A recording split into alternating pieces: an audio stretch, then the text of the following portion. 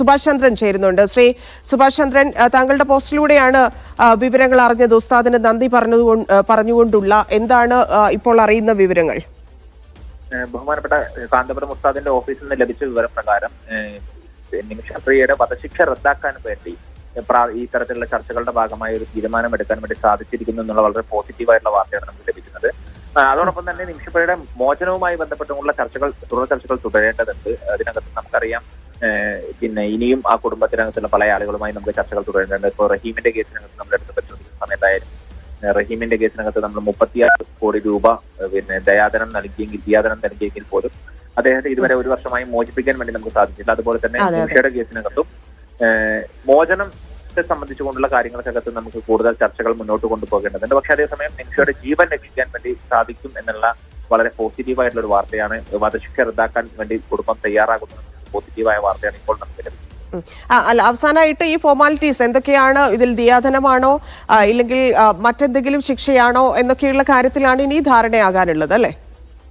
വധശിക്ഷ എന്നത് മാറി. ഇതുമായി ബന്ധപ്പെട്ടുകൊണ്ട് വർഷങ്ങൾ എടുത്തുകൊണ്ടുള്ള ചർച്ചകൾ, ഏതാണ്ട് 5 വർഷത്തിലധികമായി നടത്തുകൊണ്ടിരിക്കുന്ന ചർച്ചകളാണ് ഇപ്പോൾ ഒരു അന്തിമഘട്ടത്തിലേക്ക് എത്തുന്നത്. ഇപ്പോൾ പോസിറ്റീവായ കാര്യങ്ങൾ മുന്നോട്ട് പോകുന്നു. നിമിഷയുടെ ജീവൻ രക്ഷിക്കാൻ വേണ്ടി നമുക്ക് സാധിക്കുമെന്നുള്ള വിവരങ്ങൾ ലഭിക്കുന്നു. ഇനിയും ഇതുമായി ബന്ധപ്പെട്ടുള്ള ചർച്ചകൾ മുന്നോട്ട് കൊണ്ടുപോകേണ്ടതുണ്ട്. ഇത് ഒരു പ്രത്യേക സാഹചര്യത്തിൽ പെട്ടെന്നെടുക്കാൻ പറ്റാവുന്ന തീരുമാനമല്ല, അല്ലെങ്കിൽ ആ കുടുംബവുമായി ബന്ധപ്പെട്ടുകൊണ്ട് നിരവധി ആളുകൾ എടുക്കേണ്ട തീരുമാനമാണ്. അപ്പൊ ആ തീരുമാനങ്ങൾക്കകത്ത് മുന്നോട്ട് ചർച്ചകൾ കൊണ്ടുപോകേണ്ടതുണ്ട്.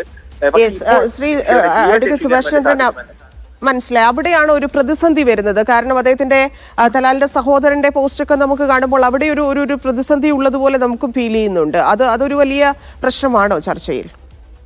അതാണ് ഞാൻ സൂചിപ്പിച്ചത്. ഇതുമായി ബന്ധപ്പെട്ടുകൊണ്ട് ആ കുടുംബത്തിനകത്ത് തീരുമാനമെടുക്കുന്നത് ശരിയ ലോ പ്രകാരവും അതുപോലെ തന്നെ യമനിലെ പിന്നെ ട്രഡീഷൻ പ്രകാരവും ഇതിനകത്ത് തീരുമാനമെടുക്കേണ്ട ആളുകൾ, പ്രധാനപ്പെട്ട ആളുകൾ ആ തീരുമാനം എടുത്തിട്ടുണ്ട്. പക്ഷെ അതേസമയം സഹോദരൻ ഉൾപ്പെടെയുള്ള ആളുകൾ, അദ്ദേഹം ഈ കേസിന്റെ ആദ്യഘട്ടം തൊട്ട് വ്യത്യസ്തമായ നിലപാടുകൾ എടുത്തു പിന്നെ വരുന്നൊരു വ്യക്തിയാണ്.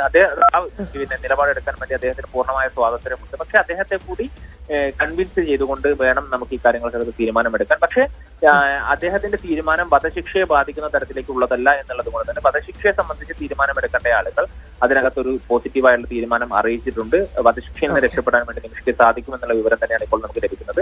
പക്ഷെ അദ്ദേഹം ഉൾപ്പെടെയുള്ള സഹോദരൻ ഉൾപ്പെടെയുള്ള ആളുകളെ നമുക്ക് കൂടുതൽ കൺവിൻസ് ചെയ്യേണ്ടത്, അദ്ദേഹവുമായി കൂടുതൽ നെഗോഷിയേറ്റ് ചെയ്യേണ്ടതുണ്ട്, അദ്ദേഹവുമായി കൂടുതൽ ചർച്ചകൾ ചെയ്യേണ്ടതുണ്ട്. ആ ചർച്ചകളായിരിക്കും ഇനി വരും ദിവസങ്ങളിൽ പുരോഗമിക്കുക. അതായത് ഗോത്രവും നേരത്തെ ഉണ്ടായിരുന്ന നമുക്ക് കുറച്ച് ബുദ്ധിമുട്ട് ചർച്ചയ്ക്ക് ഉണ്ടായിരുന്ന ഗോത്രവും മറ്റു കുടുംബാംഗങ്ങളും ഇതുമായിട്ട് കുറച്ചുകൂടി വധശിക്ഷ എന്നതിൽ നിന്ന് മാറിയിട്ടുണ്ട് എന്ന് മനസ്സിലാക്കുന്നു. പക്ഷേ ഇനിയിപ്പം നേരെ പ്രോസിക്യൂട്ടറെ കണ്ട് കോടതിയിലേക്ക് മറ്റൊരു ഡേറ്റ് ഒക്കെ ആവശ്യപ്പെട്ട് കഴിഞ്ഞാലുണ്ടാകാവുന്ന പ്രതിസന്ധി, ആ രീതിയിലും അദ്ദേഹത്തിന് നിയമപരമായിട്ട് അവിടെ നീങ്ങാൻ സാധിക്കുമല്ലോ. അതിനെ എങ്ങനെ തരണം ചെയ്യും? അത്തരം വിവരങ്ങളാണ്, അത്തരം സൂചനകളാണ് നമുക്ക് ശ്രീ കാന്തപുരത്തിന്റെ ഓഫീസിൽ നിന്നും അദ്ദേഹം കോർഡിനേറ്റ് ചെയ്യുന്ന ഈ സൂഫി പണ്ഡിതന്മാരുടെ ഭാഗത്ത് നമുക്ക് ലഭിക്കുന്നത്. ഏതായാലും അവർ നൽകുന്ന സൂചനകൾ പ്രകാരം വളരെ പോസിറ്റീവായ രീതിയിലാണ് ചർച്ചകൾ മുന്നോട്ട് പോകുന്നത്. ഇത്തരത്തിൽ എന്തായാലും ജീവൻ രക്ഷിക്കാൻ വേണ്ടി നിമിഷയുടെ വധശിക്ഷയിൽ നിന്ന് ഒഴിവാക്കാൻ വേണ്ടി നമുക്ക് സാധിച്ചിരിക്കുന്നു. ഇനി ബാക്കി ചർച്ചകൾ മുന്നോട്ട് കൊണ്ടുപോകാൻ വേണ്ടി നമുക്ക് കൂടുതൽ സമയം ലഭിക്കും. കൂടുതൽ ചർച്ചകൾ മുന്നോട്ട് കൊണ്ടുപോകും. ഞാൻ നേരത്തെ സൂചിപ്പിച്ചതുപോലെ നമ്മൾ നേരത്തെ ദിയാധനം നൽകിയ കേസുകൾക്കകത്ത് പോലും, റഹീമിന്റെ കേസുകൾ പോലെയുള്ള കേസുകൾക്കകത്ത് പോലും മോചനം സാധ്യമാകാൻ വേണ്ടി ഇനിയും കാത്തിരിക്കുന്ന ഒരു പിന്നെ അവസ്ഥയിലാണ് നമ്മളുള്ളത്. അതുപോലെ തന്നെ നിമിഷയുടെ കേസിനകത്തും ഇനിയും തുടർ ചർച്ചകൾ ആവശ്യമാണ്. പക്ഷേ അത് അടിയന്തരമായി അല്ലെങ്കിൽ വളരെ വേഗത്തിൽ നമുക്ക് ആ ചർച്ചകൾ മുന്നോട്ട് കൊണ്ടുപോകാൻ സാധിക്കും എന്നുള്ള ഒരു പ്രതീക്ഷ തന്നെയാണ് നമുക്കുള്ളത്. എന്തായാലും ഈ ചർച്ചകൾക്ക് അല്ലെങ്കിൽ ഇത്തരം പ്രവർത്തനങ്ങൾക്ക് പിന്തുണ നൽകിയ കേരളത്തിലെ മാധ്യമങ്ങൾക്കും കേരളത്തിലെ പൊതുസമൂഹത്തിനും ഇന്ത്യയിലെ മറ്റ് പിന്നെ വ്യക്തികൾക്കും അതുപോലെ തന്നെ സംഘടനകൾക്കും എല്ലാം ഞങ്ങൾ ഈ അവസരത്തിൽ നന്ദി പറയാൻ. ഒറ്റ കാര്യം കൂടി ചോദിക്കട്ടെ അഡ്വക്കേറ്റ് സുഭാഷ്, ഇപ്പം ഇത്ര കാലമായിട്ട് നിമിഷപ്രിയ അവിടെ ശിക്ഷ അനുഭവിക്കുന്നു. അപ്പം ഇനിയിപ്പോ വധശിക്ഷ മാറി മറ്റെന്തെങ്കിലും ശിക്ഷയിലേക്ക്, ഇപ്പൊ ജീവപര്യന്തമാണെങ്കിലും അതിന്റെ ഒരു നിയമവശം കൂടി താങ്കളൊന്ന് വിശദീകരിക്കാമോ? സ്വാഭാവികമായും ഞാനൊരു നിയമ എക്സ്പേർട്ട് അല്ല. എനിക്ക് അവിടുത്തെ നിയമങ്ങൾ കൂടുതൽ പഠിക്കേണ്ടതുണ്ട്. അപ്പൊ അതുമായി ബന്ധപ്പെട്ടുകൊണ്ട് യമനിലെ നിയമപ്രകാരം, യമനിലെ നിയമ സംവിധാന പ്രകാരം വധശിക്ഷയിൽ നിന്ന് രക്ഷപ്പെടുകയാണെങ്കിൽ പോലും എത്ര കാലം പിന്നെ ജയിലിൽ തുടരേണ്ടി വരും, മറ്റു കാര്യങ്ങളൊക്കെ വീണ്ടും പഠിക്കേണ്ടതുണ്ട്. അതല്ലെങ്കിൽ നിമിഷയ്ക്ക് ഒരു മോചനം അടുത്ത കാലഘട്ടത്തിൽ തന്നെ സാധ്യമാവുക എന്നുള്ള കാര്യങ്ങളൊക്കെ കൂടുതൽ ചർച്ചകളും അതുമായി ബന്ധപ്പെട്ടുകൊണ്ടുള്ള നിയമവശങ്ങളും പഠിച്ചുകൊണ്ട് മാത്രമേ എനിക്ക് പ്രതികരിക്കാൻ സാധിക്കുകയുള്ളൂ. ഞാൻ അതിനകത്ത് കൂടുതൽ പഠനങ്ങൾ നടത്തിയിട്ടില്ല എന്നതുകൊണ്ട് തന്നെ ഇപ്പോൾ അതിനകത്ത് പ്രതികരണം നൽകുക പിന്നെ പ്രായോഗികമായി പ്രയാസമുള്ളതാണ്. അഡ്വക്കേറ്റ് സുഭാഷ്, നമുക്ക് മാർക്കസിന്റെ ഓഫീസിലേക്ക് നമുക്ക് വിളിക്കുമ്പോൾ കോൺടാക്ട് ചെയ്യാൻ സാധിക്കില്ല, സംസാരിക്കാൻ സാധിക്കുന്നില്ല. അവിടെ നിന്ന് ലഭിക്കുന്ന വിവരങ്ങൾ എന്തൊക്കെയാണ്? സ്വാഭാവികമായും ഞാൻ നേരത്തെ സൂചിപ്പിച്ചതുപോലെ തന്നെ ഇതുമായി ബന്ധപ്പെട്ടുകൊണ്ടുള്ള വളരെ പോസിറ്റീവായി ഈ പറയുന്ന നിമിഷയുടെ വധശിക്ഷ റദ്ദാക്കാൻ വേണ്ടി, അല്ലെങ്കിൽ അത് വധശിക്ഷ എന്നുള്ള ഉറച്ച തീരുമാനത്തിൽ നിന്ന് പുറകോട്ട് പോകാൻ വേണ്ടി ആ തീരുമാനങ്ങൾ എടുക്കേണ്ട വ്യക്തികൾ തയ്യാറായിരിക്കുന്നു. വധശിക്ഷ എന്ന് പറയുന്ന ഒരു ശിക്ഷയിലേക്ക് നിമിഷയ്ക്ക് പോകേണ്ടി വരില്ല എന്നുള്ള വിവരം തന്നെയാണ് നമുക്ക് ലഭിച്ചിരിക്കുന്നത്.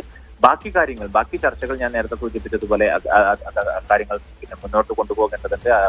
ദലാലിന്റെ സഹോദരനുമായി ബന്ധപ്പെട്ടുകൊണ്ട് വ്യത്യസ്തമായ നിലപാടുള്ള നിരവധി വ്യക്തികളുണ്ട്, അദ്ദേഹത്തിന്റെ ബന്ധുക്കളുണ്ട്, അവരുമായി കൂടുതൽ ചർച്ചകൾ നടത്തേണ്ടതുണ്ട്. പക്ഷേ എന്തായാലും നിമിഷയ്ക്ക് വധശിക്ഷയിൽ നിന്ന് ഒരു രക്ഷ നേടാൻ വേണ്ടി ഇപ്പോൾ സാധിച്ചിരിക്കുന്നു. അഡ്വക്കേറ്റ്, ലാസ്റ്റ് ക്വസ്റ്റ്യൻ, അതായത് ഇപ്പൊ കേന്ദ്ര സർക്കാരിന്റെ ഒരു അറിയിപ്പ് നമ്മൾ ഇതിൽ കാത്തിരിക്കേണ്ടതുണ്ടോ, ഇല്ലെങ്കിൽ യമനിൽ നിന്ന് വരുന്ന അന്ന് നമുക്ക് വന്നതുപോലെയുള്ള ആ ഒരു പ്രസ് റിലീസ് മാത്രം വെയിറ്റ് ചെയ്താൽ മതിയോ?